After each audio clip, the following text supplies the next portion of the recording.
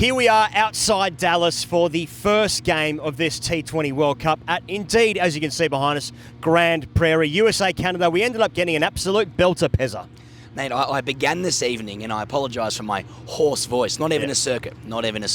But I did begin this evening, like so many, with like a, healthy scepticism, a cocked eye, a furrowed brow, and I leave the arena beaming. Yeah. I do believe, as cheesy as this might sound, that was an I was there event. There was a very unique level of like a joy from USA fans and cricket fans, and we had the chance to talk to so many people before and after the game. And as fucking weird as it is to be standing 20 metres from a sniper in a police tank, and with Grand Prairie sheriffs around us, you can tell how special this game was to so many people, and it was reflected in the way the crowd got around it. I don't know if it translated on TV, but it was a very, very special win. Very strange to hear the USA chant at a cricket game, but I'm glimpsing something there. It was pretty good. There were many chants of Kohli though, and here he is right now. Now delivering in 10 minutes. Yes, thanks indeed to Big Basket now for getting behind TGC right through the IPL and now right through the T20 World Cup. So many games we're covering here. Every India, Pakistan, Australia and England game. Plus, well, this one as well, because, it was very much a I was there moment. Hey, if you're going to be in New York the night after India, Pakistan, June 10, Manhattan, Broadway indeed, TGC live with special guest Ravi Shastri live on stage. Sorry. Oh, I'm sorry for the value. Now, the value does actually require you buying a ticket, and tickets are indeed at Ticketmaster or GreyCricketer.com. Please do come along. If you're going to be in New York, share the love, share the joy, discover what this T20 Cricket World Cup even is with us in an environment where, you know what, I think good times are going to be had there. Cricket on Broadway. When did you ever think that you would do that? Come on. Maybe not now, maybe not ever. Yeah. When did we think we'd ever be here seeing cricket in Dallas? Yep. Be part of history. Also, Ravi Shastri might be in a dressing gown. I can't confirm it or deny it, but whatever flicks your switch. Come and see us live, GreyCricketer.com for tickets there. Okay, Pezza, first thing I want to talk about, just cricket in America. I want to top with cricket in America and tail with, just some Dallas reflections because we are moving on to New York in a couple of days' time. We've been in Dallas for the last little bit, but just being here today, we will get into a wonderful game of cricket, yes, but I just want to talk about what cricket in America was or what we experienced here today, because I feel like before the game for me, there was not really much interest in a contest, a rivalry of USA-Canada, maybe a little bit, but this was genuinely a celebration of cricket. I'm not sure how many people, I'm not even sure what the capacity is here. There would have been maybe a couple of thousand people here. I want to say maybe 3,000 or 4,000, something like that. But what that meant to those people that came in today, we spoke to Australians, Englishmen, Bangladeshis, Pakistanis, Indians as well. I saw Nepalese here as well. It's this was a coming together of people that are so, they wanted the connection to back home, and cricket is that connection. And for them to have such a massive event here meant a lot to every single person that we spoke to anyway, and that's actually really significant.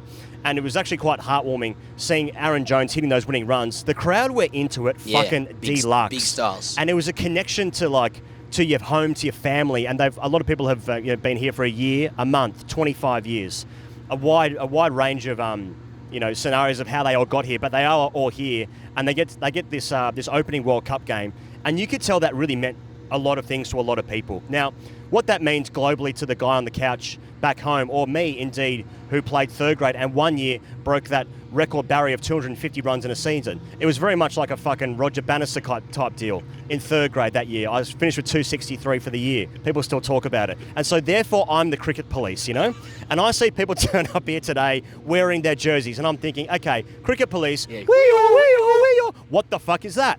But at the same time, this is about family, community, a connection to home, people being happy at a cricket game. Brother. Now, come on, 263 in a season 1 year, Well, your battings are coming in at sort of 4 for spit as well. Our home deck was an absolute goat track, let me tell you. They still talk about how I did it that year. Anyway, this was a really happy day for so many people, and that's pretty fucking cool.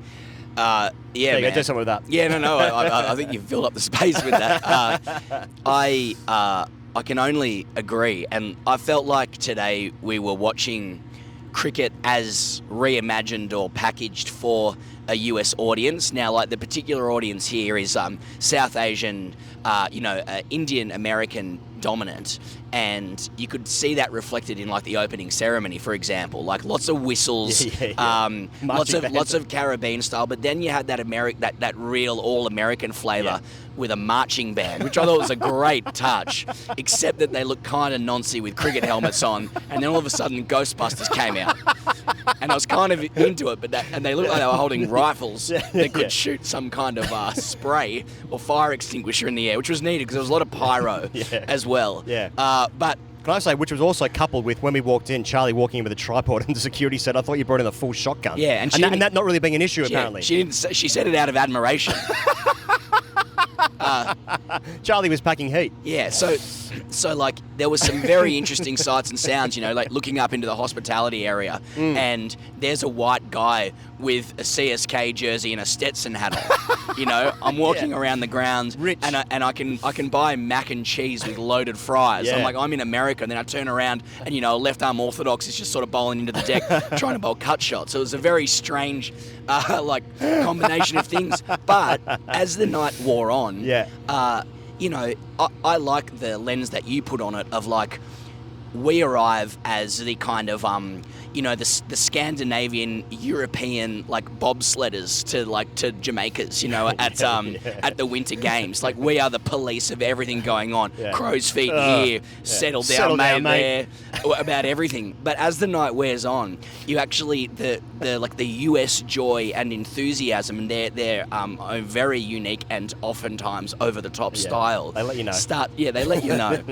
Starts to actually seep through when they were succeeding, and it is quite infectious. That it is a nation that is able to have fun. It's very linked with showbiz and entertainment. Right. And cricket is being repackaged to the US with an Asian face with big sixes and fireworks. It's not like English gentry for the elite in 1844, where a couple of guys from, Harvard and St. George's Cricket Club take on the Canadians, and went down, by the way. Yeah. But, as the night wore on and the US started succeeding and, bombs were raining, as in cricket, right.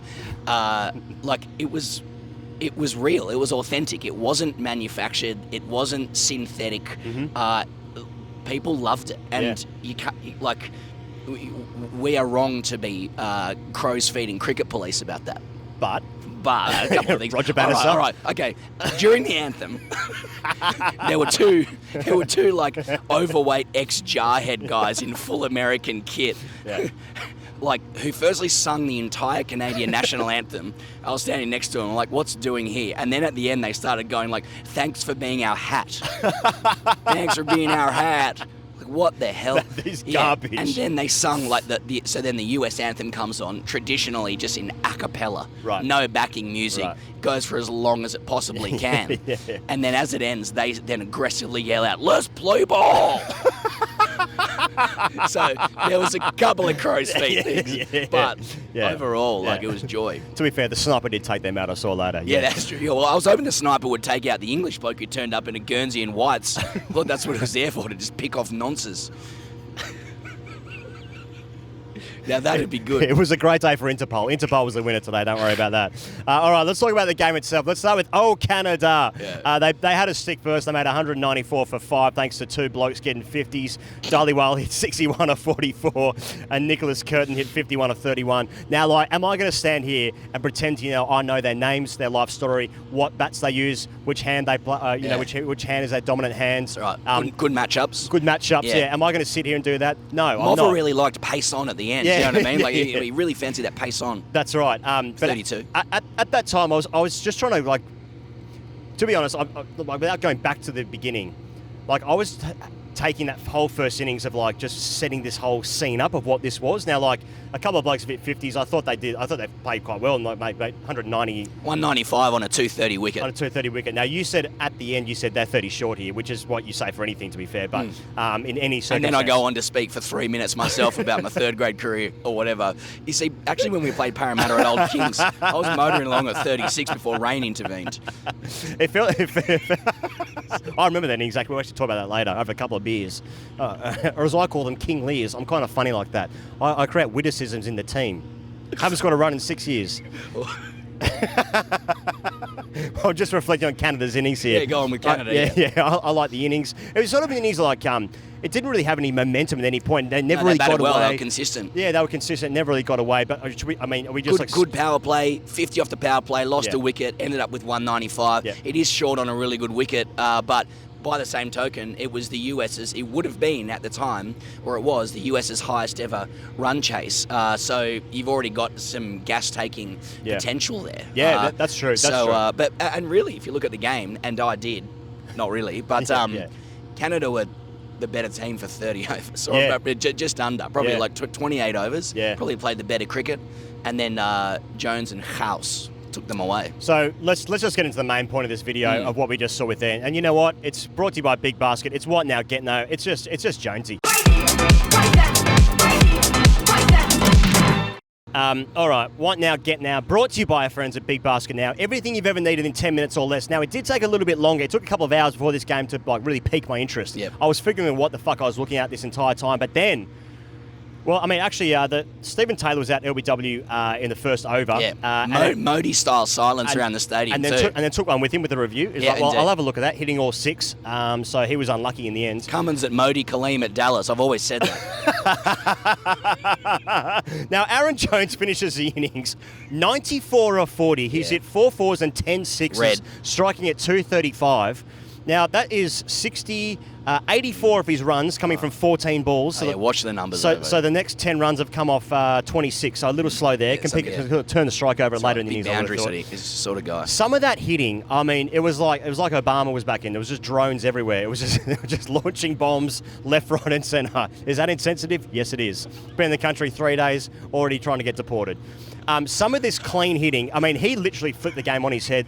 The Canadians brought like Obama's back in. Mate, I was looking for the skies. It was, mate. I was checking cell phones, dialing in. It was unbelievable. Canada brought spin into the attack. Jones targeted the short boundary, but it was 1 over from Jeremy Gordon, whose first 2 overs went for 12, I think, and then his next over, his third over, changed the entire course of the match. It went for 32, I think it did. 33 it went for. Both Jones and House took flash down. So House was out off a no ball. Yeah, that's right. And then he thought, okay, it's a no-y. Yeah, it's a no-y, and then fucking hell, the electricity from that moment on. That was just a wild 8 minutes of carnage, and that completely sealed the game, really, for Canada. But, mate, there's something about, like, a white ball in the night sky, clean air. Oh, yeah. And it's just, the purity of some of those strikes from Gordon, and then later House. Yeah. House, is that what we're saying? I believe so. That was super impressive. Oh, yeah. On like a beautiful Texan night. Oh, yes, as please. well. No, it was ribs all down my chest. I mean, truly, in the first 8 or so overs, I had like a duality of feelings about what was going on, because I thought, these poor people from the US are going to discover how brutal and boring and shit cricket is. Oh, cricket sucks. Yeah, cricket really sucks. And now I was kind of happy with that. I'm like, well, there's our Vox Pops after the game's sorted. Cricket sucks, doesn't it, guys? See, told you. Yeah, exactly. But then it shows the, and a lot of people won't really like this, but the power of this format is that like, if you get the right matchup or the player with the right mentality, you can change the game in 10 minutes. And the ferocity of Jones's hitting, which kicked things off, just completely swayed the successful arm wrestle that Canada had like forged until that point. And if you are like a long form merchant, and I know you are, absolute merchant, this bloke. Camera merchant. Shout out to Cam.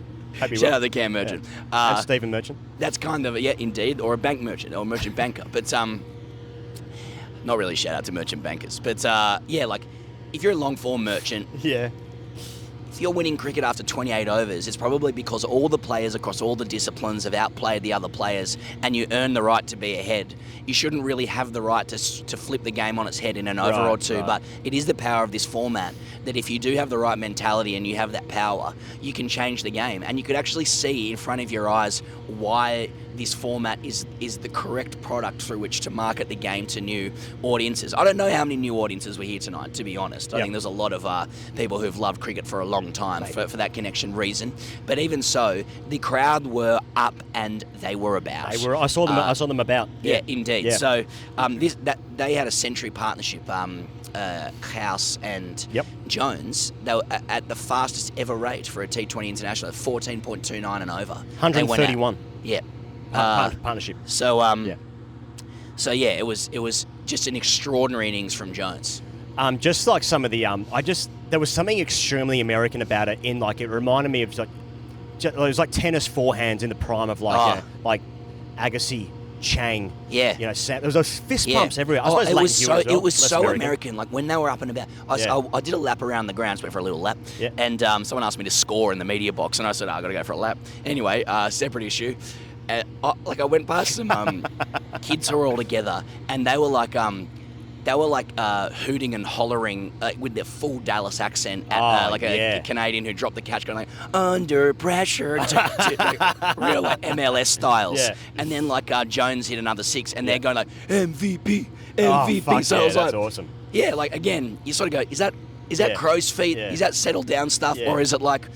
This is sort of what it looks like if America likes cricket. Well, I've been talking to you the last sort of day or so about this idea that you can alpha anybody over anything by just telling them to settle down. Yep. Now, like someone could have like one of the happiest moments of their entire life. They could be doing something absolutely incredible, as Jones was doing today. That is perhaps, without knowing anything about his career, his best ever innings. Right? And he was striking these blows, 10 sixes, some of them fucking monsters. Oh yeah, monsters. And he was walking down the wicket and he was fist pumping. Yeah. He was doing he was double fisting. Yeah.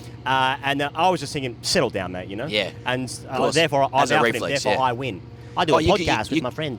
You could alpha anybody with that line, settle down. Like that's all Trump had to say to the judge. Like, 34 charges. All right, mate, settle down. Settle down. Calm down, mate. Fuck me. Yeah. Anyway, and then he strikes the winning blow at the end there, and he falls to his knees. I mean, that is going to be great. That should actually be the thumbnail of every newspaper, and that's what that's how I talk about them now as thumbnails instead of headlines.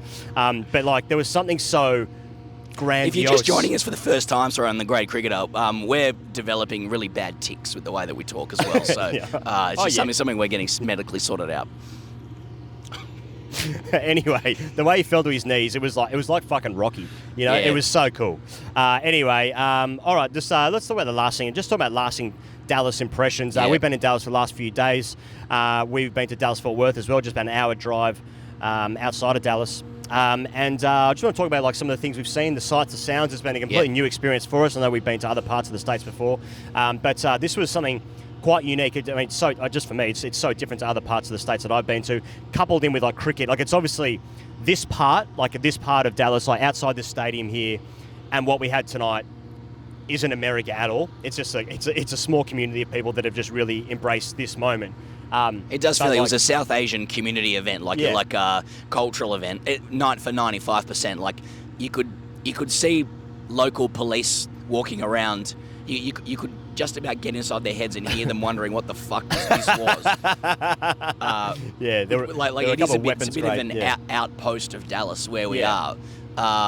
Which isn't to say that the event wasn't very well run or that people weren't passionate. Yeah, exactly. That's the vibe. Like we even spoke to like really, really passionate cricket fans. Before the game, and like evangelists for the game. Yes. And you're like, will cricket crack mainstream America? They're like, no. Are you being serious? Does anyone in Dallas know about this? Not really. I wouldn't have thought so. Just even like a couple of other sporting pursuits, I suppose you call them, like being at next to the Mavs home court here for Game 5 when they beat the Timberwolves. Like people were just fucking sick for that, obviously. Them being in Fort Worth last night for the rodeo and everything that encompasses. We'll talk about these in the vlogs that we're doing as well, available on YouTube, and we're back with the main podcast tomorrow as well, by the way. All of it is just so vast and so different. And I suppose in many ways that's what's so great about this country, generally speaking, and why so many people hold it so dear to their heart. But it's been just a magnificent few days for us here in Dallas. A great experience. Come with great cricketers taking us here to Grand Prairie or to Texas. Indeed, everything is bigger in Texas. I don't know. I guess what I'm saying is, hey Pezza, I've had a nice time. Have you had a nice time? I've had a nice. Texas is like a hell of an aesthetic, and everything that is presented to you about Texas when you're away from it is even more pronounced when you're actually here, and that's good if you embrace it. Yep. I think tonight was a historic night. I think that the father of American baseball, Henry Chadwick, said in the 1850s or some shit that baseball is suited to the American temperament, right, and cricket is not. Yeah. I just thought tonight we saw I'm not saying it's cracked anything, but just a little glimpse of what successful American cricket can look like, and it looked pretty good. Yep. Funny, but good. Yeah. Also, I can't wait for the Patreon chat when we talk about what happened outside after the rodeo last night. Okay. Patreon.com/greatcricketer. Yeah. We're going to need to talk about it. Yeah. You got to pay for that, bud. It was quite a scene. It was quite a scene, wasn't it, boys? We all would have had to stump up a fair bit of money. So, my voice would be better by then. Yeah, please chip in. All right, hashtag AskTGC. This one comes in for Saurabh. Okay, we're getting the wrap up here from 5-0. A tweet with a picture that you will see here on screen with Mitch Marsh surrounded by the Ugandan side. He said, "Why is Australia led by Mitch Marsh looking the strongest out of all the teams that are participating?"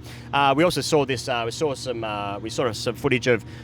Australia and Uganda are sharing a hotel in. I think they're in Barbados. Okay. And the Ugandans gave Warner and Mitch Marsh a jersey. They then signed it and gave it back to him, embracing it. But that photo of Mitch Marsh with the Ugandans, I'm thinking like, Mitch Marsh for Uganda? I think I'm into that. Yeah. Damn straight. And just like the PR and the story, the narrative around Mitch Marsh is so good, isn't it? It's strong. Just like, is there a better bloke in cricket? Is there a better story? Yeah. The players get around him. It's I wouldn't say it's rags to riches. I mean, he grew up in the Australian dressing room as a child. Yeah. The real story is it just took him a little while to get the hang of it. You know what I mean? Yeah. We all learn how to ride a bike, mate. If anything's still under, settle down, mate. I guess my real message is, Bison, settle down, mate. Seriously. We get it. Well, that's day one of whatever the fuck this World Cup is going to be. We've had a great time. I hope you've stayed with us to the end here. And please do stick with us. Click subscribe. Join us on Patreon. Please do come to our live show if you're going to be in New York, June 10. Tickets at greatcricketer.com. And we'll see you guys so soon. In fact, we'll see you now. Bye.